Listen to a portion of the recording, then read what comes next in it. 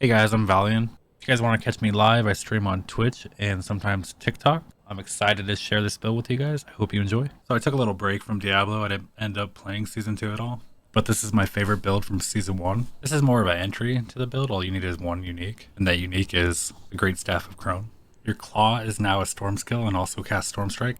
And I will keep this build updated because there are other uniques that will enhance it greatly. For our abilities, we are going to be using Blood Howl. This heals you and increases your attack speed, which the whole build focuses on attack speed and your basic attack. Next, we are going to be using Earthen Bulwark. This is more of a defensive and it gives us unstoppable. Our next ability is going to be Hurricane. It slows all enemies around you by 25% and they deal 20% less damage. We will also be applying Vulnerability and other debuffs. For our ultimate, we are going to be using Cataclysm. This is our secondary source of damage. It will almost have 100% uptime. And then our basic attack, Claw, or main attack. Claw's attack speed is increased by 15%, and it has a 15% chance to attack twice. And then for your final ability, I'm just using Cyclone Armor, but you could switch this out with anything you want, preferably something free from skill points to your gear.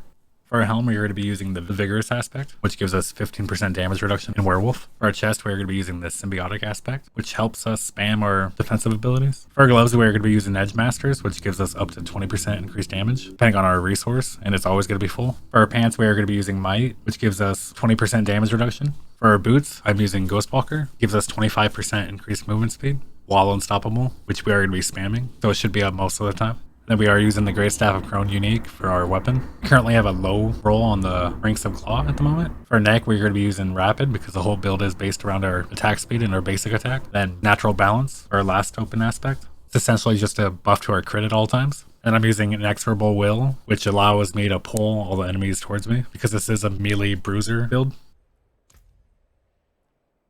For our skill tree, we're going to be putting 5 points into Claw, 1 point into Enhanced Claw, and 1 point into Wild Claw, then 5 points into Storm Strike, Enhanced Storm Strike, and Fierce Storm Strike. For our core abilities, we are not going to be taking anything besides passives. 3 points into Predatory Instinct, and 3 points into Digital-Grade Gate. For our defensive skills, we are going to be putting 1 point into Earthen Bulwark, and 1 point into Enhanced Earthen Bulwark, and then I'm using 1 point into Cyclone Armor, but you don't need to. 1 point into Blood Howl, 1 point into Enhanced Blood Howl, and 1 point into Preserving Blood Howl. We are not going to be using anything in the companion tree. For our Wrath skills, we're going to put 1 point into Hurricane, Enhanced and Savage Hurricane, 1 point into Elemental Exposure, 3 points into Endless Tempest, 3 points into Bad Omen, 2 points into Electric Shock, and 3 points into Charge Atmosphere, 1 point into Neurotoxin, 1 point into Toxic Claws, and 3 points into Envenom. And for the ultimate skill tree, we are going to be taking Cataclysm, 1 point into Prime and Supreme Cataclysm, 3 points into Defiance, 3 points into Natural Disaster, and 3 points into Resonance. And for our key passive, we are going to be taking Nature's Fury. This allows us to spam our defensive abilities and to lower our ultimate's cooldown.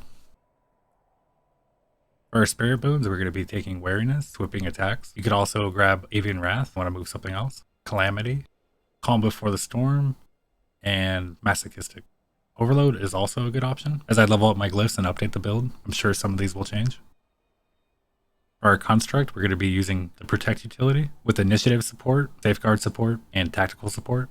And then we're going to be taking auto defense with gripping support, voluminous support, and duration support. And here's some gameplay just so you can see how the build works.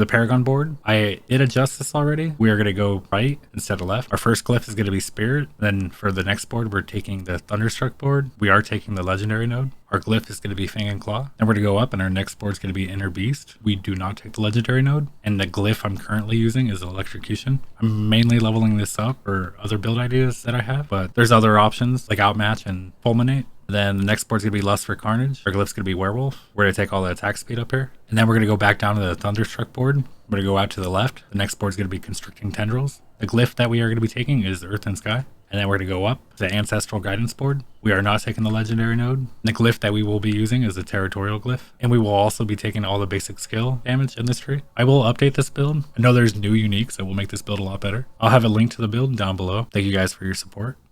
I'll see you next time.